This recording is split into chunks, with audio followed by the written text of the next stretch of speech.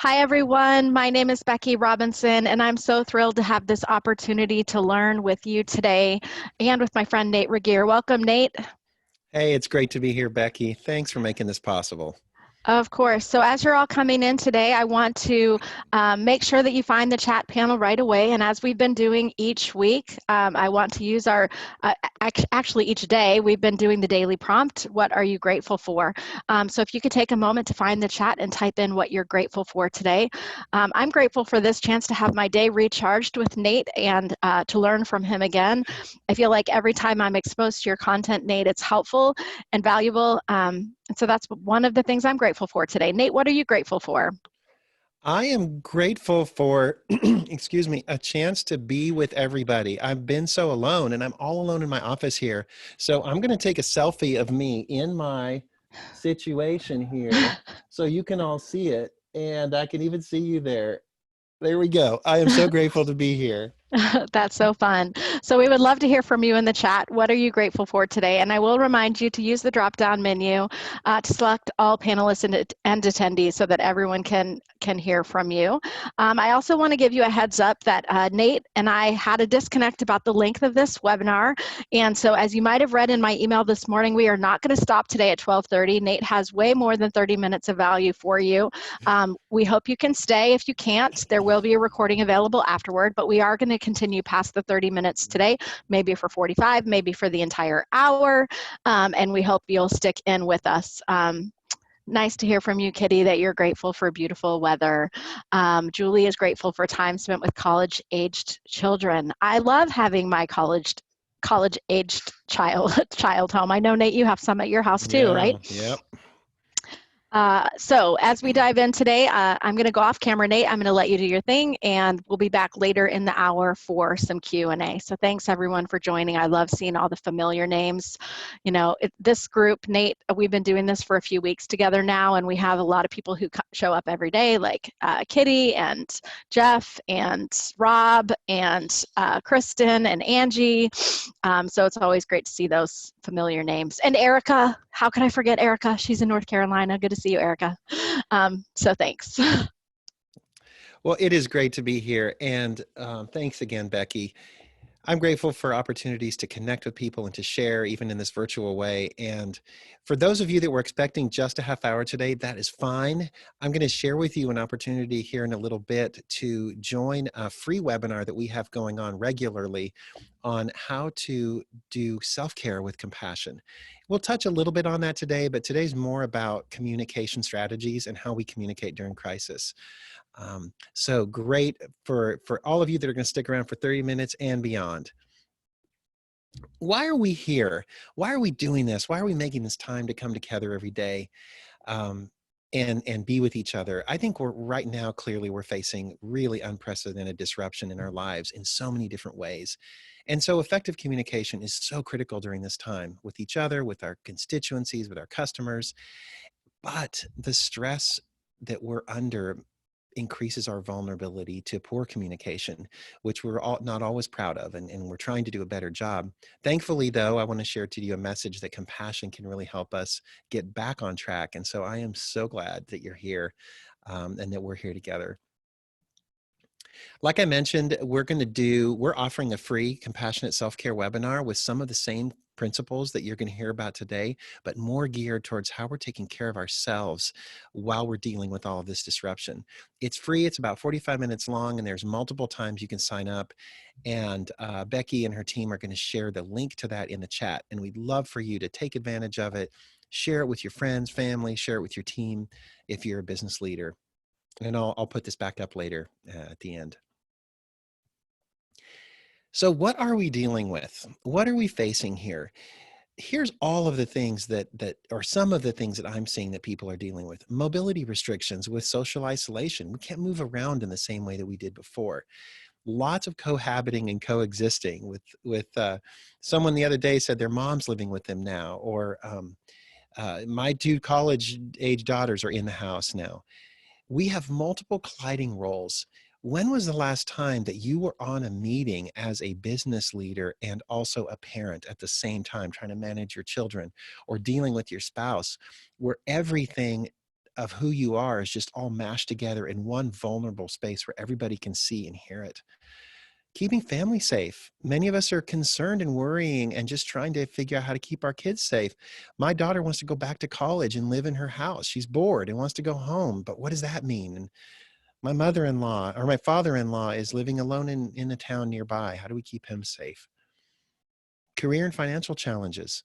I read a survey today that showed that about 30 to 40% of people are experiencing some impact financially now, even if they still have their job, but about 60% expect that something significant is going to be affecting them coming up. Routines being disrupted, uncertainty about everything, and then Zoom fatigue. This is my third Zoom meeting today already. I don't know about you or how many more you're going to have, but this is our world now, and we're adjusting to that. But why is this crisis so unique? What is it about COVID-19 that is different maybe than other things we've been through before? I think the uncertainty is one of the big issues, or one of the big unique features is it's just so unclear about what to do, how long it's going to last, and it's protracted. I live in the Tornado Alley here in Kansas, and when we have tornadoes, they come and go in a matter of minutes. And if there's destruction, we all come out of our houses afterwards, we come together and we figure out what we're going to do. It's over very quickly, but this isn't. Also, it's vague. Every day things are changing. We really don't know how long it's going to be, or my daughter is getting married in August, and she has 200 people invited to a wedding at a big venue. We don't know. We don't know if we're going to even be allowed to gather in groups like that in August. But when do you start making alternative plans? It's disruptive. This is changing everything about how we work and how we live. And it's very emotional. And I want to really focus on that today, is this is an extremely emotional crisis. And that's okay. And that means things for how we take care of ourselves with compassion. Well, when it comes to communicating during this time, under these conditions, I want to share with you how not to do it, because we see plenty of examples of that. And I'm a personal example of some of how not to do it. Drama-based communication is where we communicate while under the influence of drama. And drama takes a couple different forms. And I love this model by Dr. Stephen Cartman. He's a psychiatrist that did a lot of work with kind of family dysfunction, family dynamics, and conflict. So he has a really good model for kind of the roles we play and the weird dynamics we get into when we're in distress. And I want to highlight what's behind me. There are 4 paintings behind me. These are original original acrylic paintings from Dr. Stephen Cartman. From when I visited him in San Francisco a couple years ago. He's an artist, and now he spends most of his time painting. Just kind of an interesting story. So we've got the originator back behind us here, giving us inspiration. In drama, we play 1 or more of 3 predictable roles. The first role is the role of the persecutor. And this is where we take the stance that, hey, I'm not the problem, everybody else is the problem. And we start to say things like, hey, it's their fault, blame this person, blame that person. I get angry at my daughter. Get out of bed and be useful. This is not vacation anymore. This is not spring break. You got class to go to. Or maybe I want to get on coronavirus for ruining my whole business plan and ruining everything I had. I heard this from a relative of mine. I was talking about how we just didn't anticipate having to go virtual this quickly in the trajectory of our business. And he looked at me and said, well, you should have been planning ahead. So all of these are kind of taking the position that, well, it's everyone else's problem. But, we might also take the victim position and feel like we're helpless and there's nothing that we can do about this. And we might say things like, man, my business is finished. Or we just feel like if it's not one thing, it's another. Before coronavirus, it was this, and then it was this. Or maybe we become helpless and act like there's really nothing we can do to make a difference. Or maybe we start to question ourselves and wonder, maybe I don't have what it takes. Maybe I'm not strong enough. I know I've questioned my ability as a leader a lot lately. Do I have what it takes to navigate this? Can I read the tea leaves properly? How can I keep my team confident? What's going to be our strategy? And sometimes I think I just don't have it. But there's another role we see a lot, and it's the role of the rescuer. And these are the people that always seem to want to save the day. They've always got the answers. They've always communicating in ways to say, hey, look at me, I'll tell you what to do. And so they want to come in and say things like, here, let me show you, the best, here's the best platform for doing learning. Or, I've been reading the news and here's what you need to do to make sure that your SBA application gets to the front of the line. Read this article, it will help you. Or the famous one, trust me, I know, or I've been through this before. None of these are helpful. All of these are drama. All of them take a position that somebody's not okay, and it doesn't really deal, it just creates a lot of negative energy. And so basically, if we're going to sum this up, when it comes to communication, we can get into drama by either acting like we're the problem, acting like they're the problem, or acting like we're the solution and we have everything you need. And none of them are helpful, but they're common. I do these all every day. I see it around me every day. So we're going to do a poll here. And I've asked Becky and her team to put up this poll. When you are at work or working from home, but when you're interacting with your in a professional setting, which drama role is most common for you? Go ahead and pick which one is most common for you. And I am starting to see those answers roll in. In the event that you are not able to see the poll for some reason, we would welcome you to go ahead and put your answer in the chat if you're comfortable doing so. Or if you have any nuance or comment or question that you want to make about this, you can also feel free to do that as well. It looks like many of you are able to answer and answering, and I'll just give you a couple more seconds on that. It has slowed down, so I'm going to end that for you, Nate, and All right. we can take a look. Thanks to those of you who answered, and here are the results. Wow, almost 90% of people said they play the rescuer role at work, and about 3% persecutor. Okay, interesting. So a lot of people will tell me when I ask them this, like, well, I'm glad you said at work because it kind of depends who I'm dealing with. So let's put up another poll. And this time would like you to answer what is the most common role you play at home when you're dealing in your private life? And again, the same offer. If for some reason you can't see the poll, we would welcome you telling us in the chat what's on your mind. And what I hate is that I can't answer these. Yeah, I can't either. So we'll Yeah, give this one a few more seconds and then I'll end it, show the results. Now, of course, we might play more than one, and then this poll forces you to pick just one, but maybe what's most common for you? Looks like we've probably Okay. gotten most folks to answer, so I'm going to end that and share those results again. Still a majority of rescuer, but also we see some more victim and persecutor, and that is very common. I'll disclose to you, I tend to play the rescuer role more at work because I expect I should have the answers. I should have the advice. I should be leading people. And when I do that, I'm not very empowering and very collaborative. But at home, I very much more often play the victim role, saying, I need to be understanding. I need to be a supportive dad. I need to, whatever. I want my kids to love me. I want my, and so it depends who we're dealing with on this. Fantastic. Thank you very much. If we could remove that poll from my screen, there we go. So because communication is our thing at Next Element, it's what I do. I'm always watching and observing communication. I'm watching for how communication happens. And one of the things I noticed when everything started hitting the fan was that every vendor that I work with, airlines, everyone who I even pay money for any service was emailing, oh, yeah, here's what's going on, here's what's going on, here's how we're responding. Everyone had to have their COVID-19 response.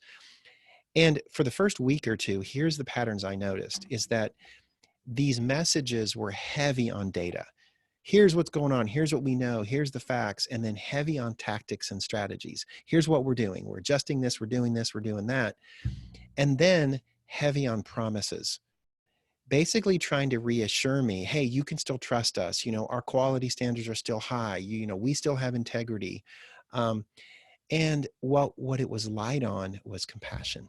What I didn't hear or see was any kind of empathy, any emotional connection, any sense of acknowledgement that we're all afraid, we're scared, we're anxious, we don't know what to do. And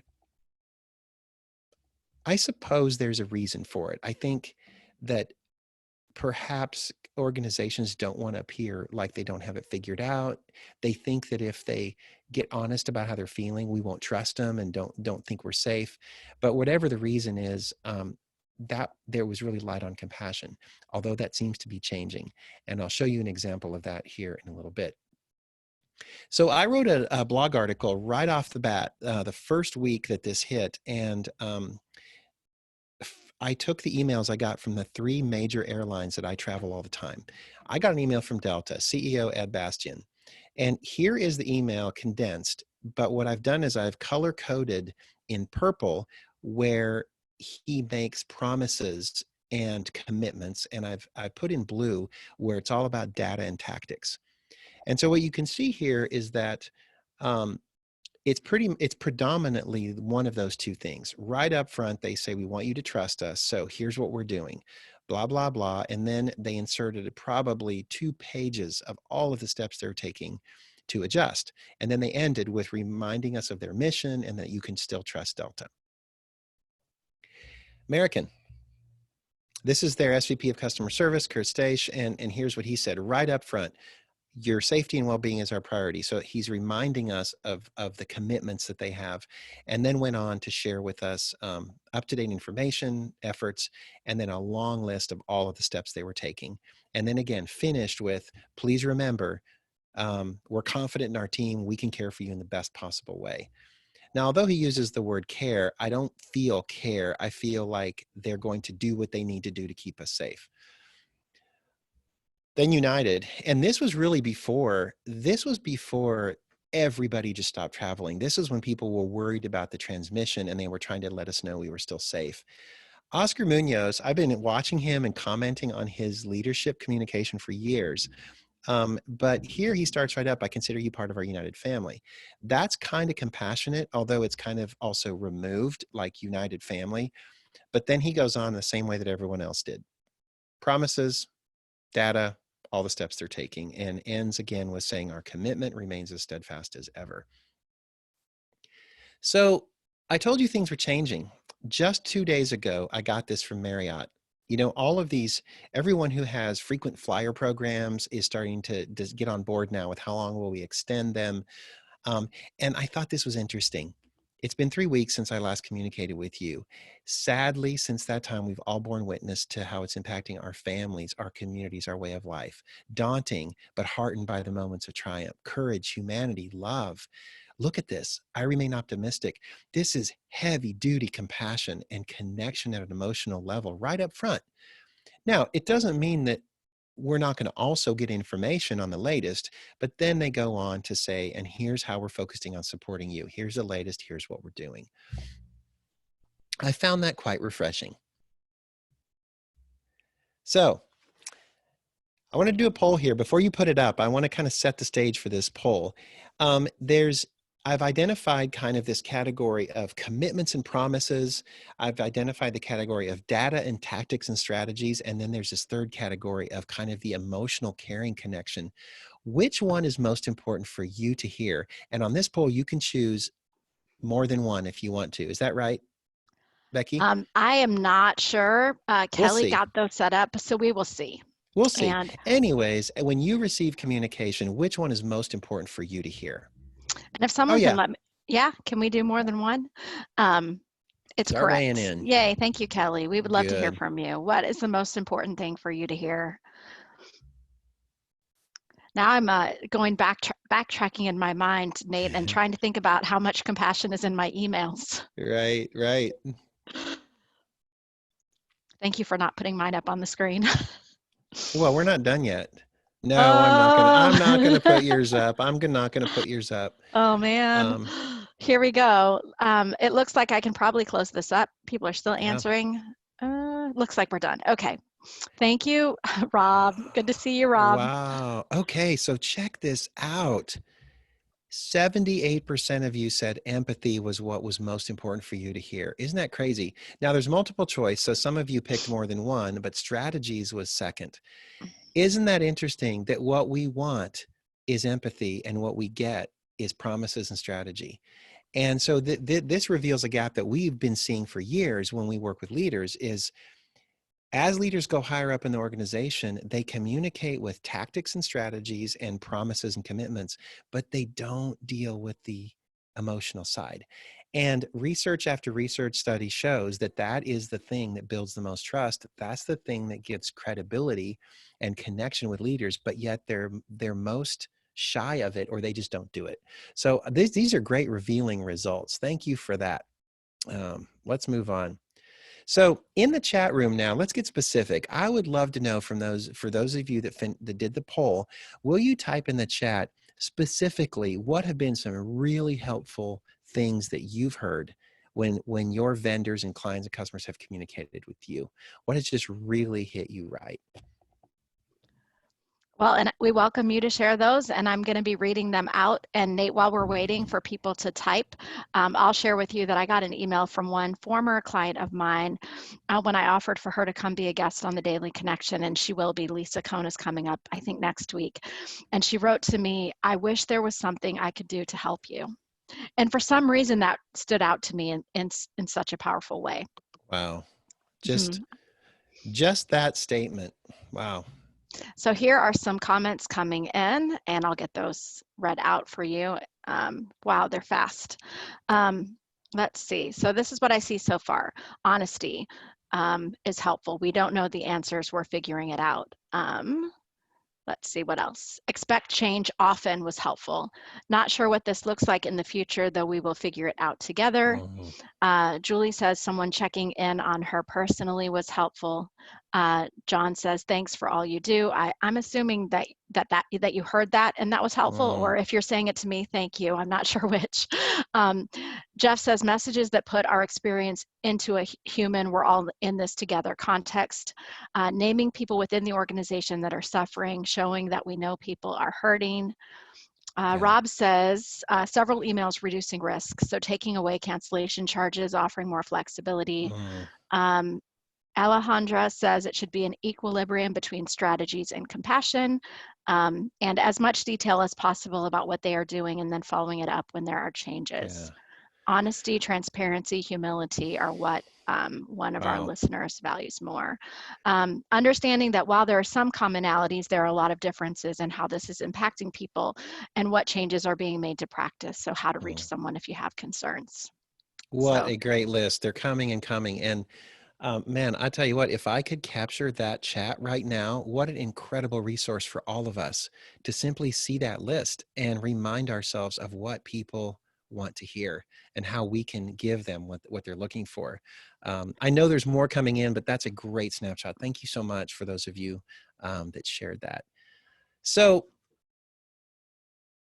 I was all wrapped up in this "we're in this together" thing, and that's been one of our mantras with Next Element from the beginning, but now it's like a global um, um, kind of a mantra, a global anthem. We're in this together. But I've been asking myself, when we say that, what do we really mean? Because when, what does it really mean to be in this together? And so that's really what I want to move into today. And this is why compassion is so critical. I, I've broken the word up here to remind us of where compassion comes from. And if you go to the Latin root of compassion, it means compassion means with suffering. So it means to suffer with or alongside or to struggle together. And I think that's really what this "we're in this together" means. What does it really mean to struggle together? And I want to explore that with you through a model that can give you kind of a template for how to communicate during crisis. Drama-based communication is adversarial. It's all about us versus them, or the environment against us, or somebody's got to win and somebody's got to lose. And compassion-based communication is collaborative. It is by its definition together. We're in this, but they both involve struggle and suffering. It's just a matter of whether we're doing it together or in an adversarial way. I want to share with you our compassion cycle as just a really simple tool to give you a frame and a structure for how to communicate in a collaborative way. The compassion cycle has three critical skills, and they're all connected, like you see here, with arrows, and one leads to the next, which leads to the next, which leads to the next. And we've put this visually inside of the drama triangle to represent that drama is about going to our corners and flying off the handle and kind of having tunnel vision. You know, if you were walking in this triangle and you were walking towards the corner, your vision would be getting worse and worse and worse. Your options would be getting less and less and less, and your perspective would be very, very limited. But the compassion cycle is about centeredness and balance and unity and harmony. So I want to show you how we use these and how you can use them when communicating. Let's take each one of these skills by themselves, and then we'll put them together. Openness is the first skill, and openness is about emotional transparency. It's about the courage to let somebody know how you're really doing emotionally, not what you're thinking about or what your ideas are, but how you're really doing emotionally, and extending them the grace and the safety and the permission to do the same. And so emotional transparency really supports an environment of safety, interaction safety. To quote some of my good friends, Judith Katz and Fred Miller wrote a great book called Interaction Safety about that. And it really sends the message that we're worthwhile. We are human beings that are inherently worthwhile because we exist. And openness takes it one more step further and says, we are worthwhile because we are experiencing this together and our experiences are valid. So resourcefulness is the next, well, actually, I want to go back a little bit. So how do we actually do this? Openness, to be open, one way to do it is simply share with each other how we're really doing. And then how would we respond to that?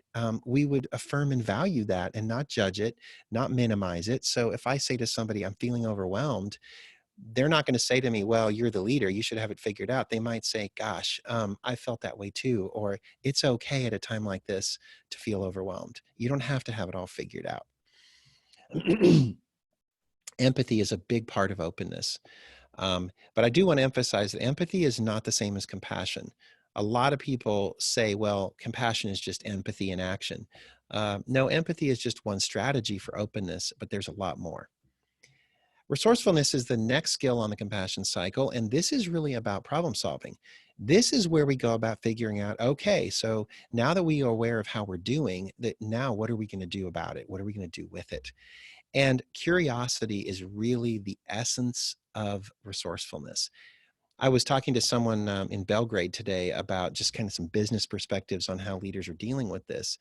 And he was talking about, you know, different approaches to crisis. And one of them is to get curious. And, you know, as hard as it is right now, I think the people and organizations that are getting really curious and starting to listen and say, what's going on? How are people doing? What do they want? Are the ones that will be able to figure out the solutions.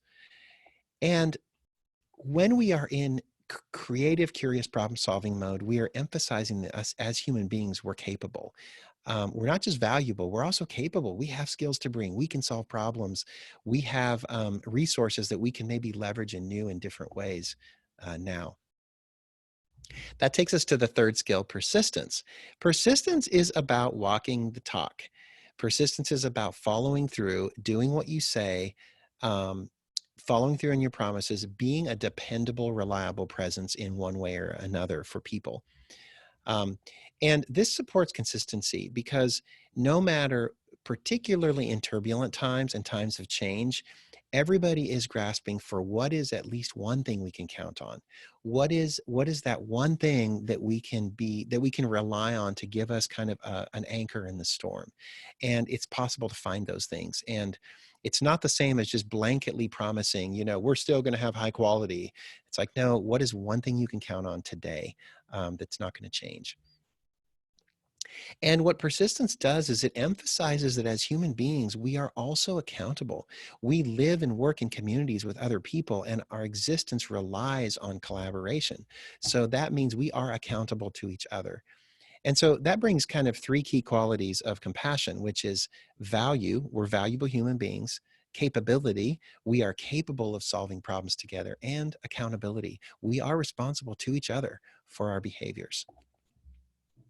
That's why compassion goes way beyond just empathy or empathy in action. And it goes way beyond just my heart going out for you and wanting to help you. This is really about mutual two-way stuff. So that takes us to the meat of this, which is I'm going to spend about maybe 5 or 10 minutes sharing with you how to apply the cycle in communication strategies. If you have to leave now, I know it's right about bottom of the hour. If you need to leave now and we're planning on only 30 minutes, go back and find that link and you can attend the self-care webinar and you can get the rest of the story applied personally to how you take care of you. And then you'll also find some information on how you can get involved in some of our other courses for applying this for interaction and leadership. So with the compassion cycle, we can replace that drama with productive communication, and we call it ORPO, O-R-P-O. Real simple little template or formula that provides a strategy which goes open, resourceful, persistent, open, ORPO. We start with open, we go all the way around the cycle, and we end with open. 4 steps. And I want to show you how this works and how then you can apply this template for really any communication that you do within yourself or with other people. Um, let's start with the drama. This might be a typical thing you might hear around your house these days. Shut up, I'm trying to study. We have 3 kids now going to school at home, virtually, on the internet, all at the same time. And from time to time, they need quiet. They need to be able to focus, and yet they're colliding with each other. So maybe instead of saying, shut up, I'm trying to study, what if we applied ORPO? And what if one of my daughters went to the other one and said, I'm feeling anxious and stressed about my virtual class. They got open, they got emotionally transparent, they shared how they were feeling without blaming anybody. Then they went to resourceful and engaged this mantra of we are capable and said, I need some quiet time to listen to my lectures. Will you help me figure out a solution that works for both of us? Notice, will you help me figure out a solution? We're capable. We're in this together, which means we co-problem solve. I'm not going to blame you for it. And I'm not going to just be a victim and say, well, I guess I just have to go outside to study. Then we go to persistent and we get crystal clear about the stakes in the sand and what you can count on. It's important to me that we respect each other's needs and boundaries for online schoolwork. This is a principle that I want to uphold right now. And then going back to open and checking back in with the person saying, how do you feel about this? Now, I'll tell you, this is conflict. If I were to, instead of saying, shut up, I'm trying to study, go and say these 4 things all at one time to somebody, it's compassion, but it's conflict because I'm saying there's a gap between what I want and what I'm experiencing, but I want to talk to you about it, maintaining the principles that we are valuable, we are capable, and we are responsible. Let's try a different one. No more trips to the grocery store. Man, I tell you, we have a joke in our family now that it's first it was, okay, it's not spring break anymore because this all started over spring break. So it's just party, party, party, cook, go to the store, have all this fun every day. And then we realized, it's not spring break anymore. So now we just have spring break Wednesdays. But what we realized is we were kind of going overboard going to the store all the time, and that's not possible anymore. So how do we set boundaries? How do we talk about that we can't just go out and about every time we want to during the shelter in place? So instead of just saying, no, you can't go to the grocery store, what if I used ORPO with compassion? And I said to, everyone in our family takes one night that they're cooking now, and we do a weekly meal plan, but this is what happened before that. So my daughter wants to cook and there's one thing she doesn't have for her awesome recipe, and she's complaining that we need to go to the store. What if I started and I said, I know, right? It sucks to be missing that one ingredient for your awesome recipe. I'm empathizing. I'm not judging her. I'm just empathizing. Then I go to resourceful and say, before coronavirus, we made fewer trips and still had what we needed. This is a resourceful strategy called drawing on past success. And then I went to persistent and said, there is a boundary. It's time to get back to our old habit of weekly meal planning. By the way, I'm curious how many of you are finding that it's actually time to get back to some old habits that actually were helpful now that we're all living together on top of each other. And then I went back and said, for now, I don't feel comfortable going out and about so often. ORPO, dealing with it with compassion. And that brings us to the template for crisis communication. And let's go back now to all of those messages I got from the airlines. I wrote a blog post right away after this happened, showing those and then offering what would I have liked to hear instead and what would be a template to use. And so here's basically what I wish I would have heard. We're all anxious and uncertain, and that's okay. Here's what we're doing to serve you and keep people safe. Strategies and tactics. We will not compromise our commitment to quality and service. I don't mind knowing that, but then remind me that you're here for me. And I think there's a certain vulnerability and an emotional connection and an attention to the relationships that comes at the beginning and the end that I was missing. And I think most of us miss in those corporate communications. Here's the URL for that blog, and you can all go to nextelement.com/blog, and I've been writing specifically about these topics now for about 6 weeks. But Weaving Influence is going to put this into the chat, so you can go straight to that article. I want to get to some questions and time for conversation, leave plenty of time for that. But what I'd like to show you is some before and afters, because although I'm not going to pick on you, Becky, I did pick on a couple of our clients and relationships. I am on the board of a local service organization, and I receive all of the key communication and crisis communication. And I got the first message from them, and this is what it said. I've taken out identifying information, but it was data at the whatever, their name of their organization, health and safety is serious. We want to remind you of steps we're taking, all the usual. And then the ... is all of the steps. So I sent them an email and I said, and actually I can tell you this is the YMCA. I've actually asked them about this and they're happy to know this. I sent the executive director and said, look, here's what I see. Would you consider inserting compassion in here? And here's what it might look like. And I started getting more messages, and this is what one of them looked like. This is an unprecedented time, so much coverage. We all feel anxious. And I thought, wow, what a critical thing to put in there, that it's normal to feel this way and you're not alone. We're all impacted in some way. And then they went on to, say what their strategy was. Here's another one. Another local company. Here's the first message I got, and it was data. They even gave us the abbreviation for the World Health Organization to make sure we understood. Global pandemic, here's what it's called, all the stuff we're doing, information, and they even listed websites we could go to, and then promised priority again. And then here's what we got after. I sent them an email and said, consider adding compassion. I thought this was interesting. On Friday, March 13, here's what we are doing to flatten the curve. And then the next paragraph, this will inconvenience you. I understand you've been thrust into uncertainty. Your lives have been altered. Look at this. You lost opportunities to participate in sports, performing arts, all these things. Maybe you had to say goodbye or hug a friend. What an incredible show of empathy and support to say, this is what it's like to be in this situation. It's not about the tactics and strategies. And then at the end, I'm aware of these temporary measures, all these feelings we're having, and it's okay to feel this way. And I'm actually kind of emotional now reading it, because it's so profoundly different than the message that came before. And I can only imagine how the constituency that read this is feeling about their relationship with this institution now. So that brings us to a template. And, I'm not big on, I love sharing stuff, but some of our stuff's proprietary, but I want you to take a screenshot of this. Not yet. Please take a screenshot and keep this, because here's the summary. At Open, the basic template is connect emotionally, normalize the emotional experience we're having, and get rid of, put aside your own fear that it will make you seem weak or like you don't have it figured out, because you can do that at R. You can go to R and share updates on what you want people to know, what you know and what you don't know, and what you're doing today.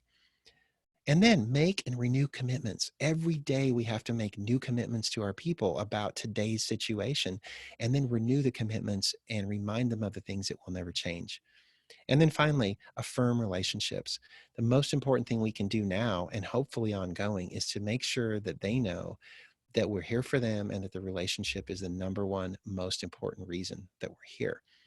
So I'm going to stop and give you a chance to take a screenshot if you want to, or take a picture or write it down or whatever. This is also being recorded and it will be available.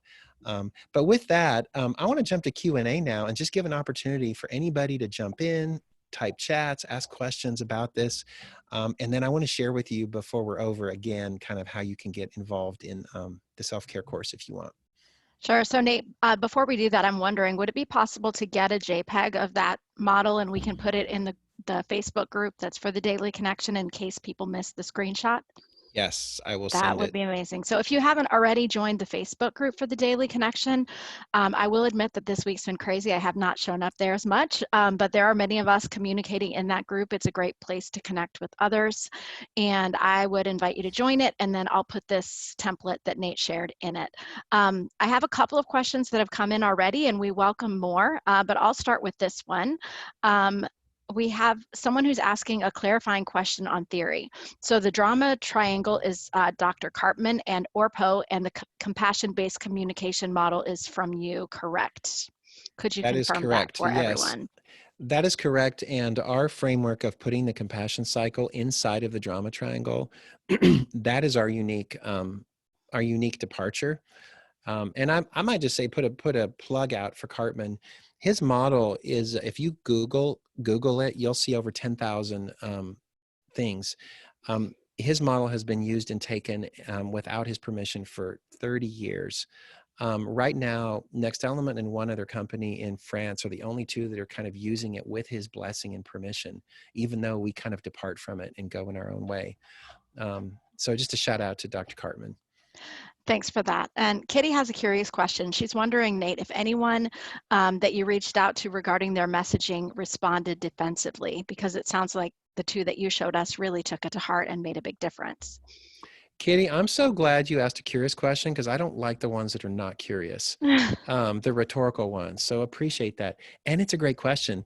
Now, I chose to reach out to the ones that I knew were going to be receptive, but I also used ORPO in my message because I wanted to engage conflict with compassion.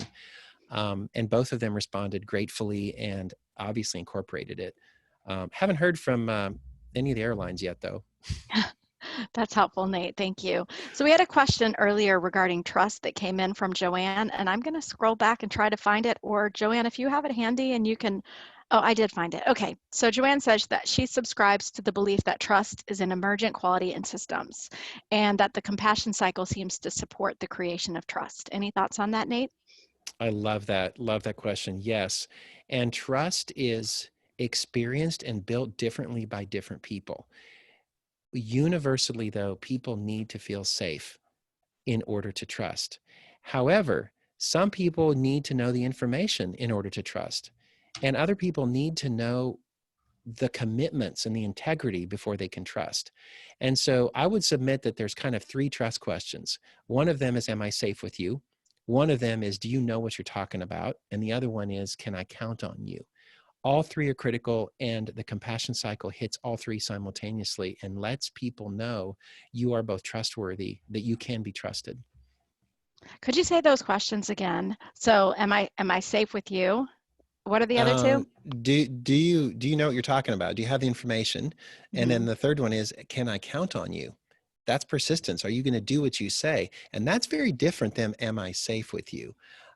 Those are kind of the two real big ones that will split a group in half when you ask them. That's really helpful, Nate. So we are open to more questions. I don't see any at the moment. So we'll give you a moment if you have any questions to ask.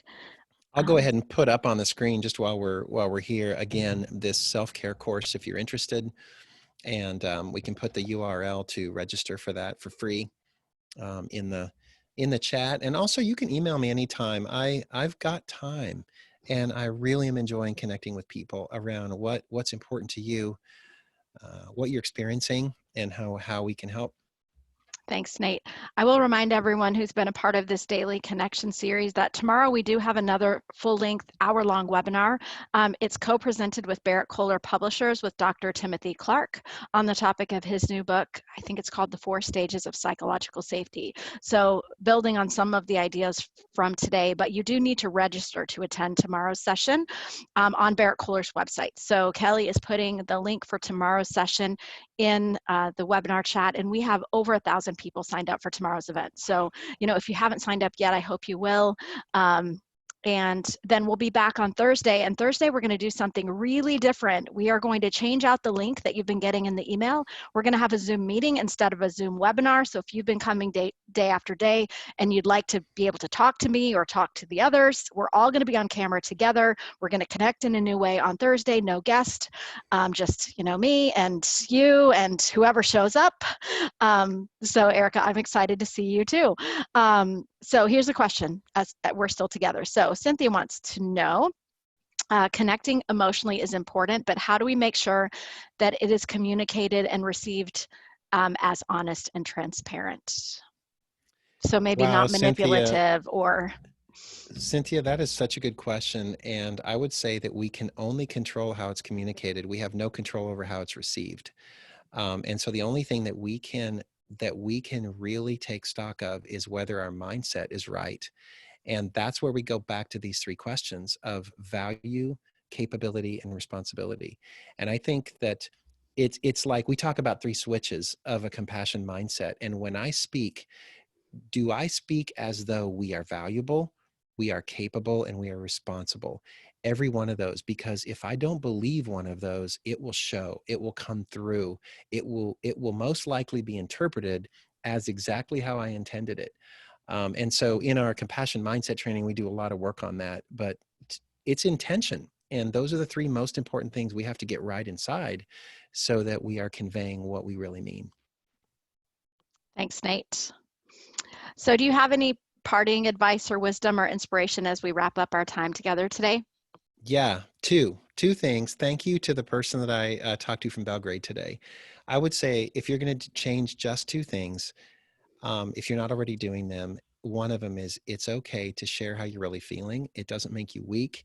It doesn't make you broken. It doesn't make you insane. And the second thing is it is okay to ask for help, because if we're really in this together, then it's okay for people to help you. And we can't be in it together if we don't disclose how we're feeling and we don't ask for help.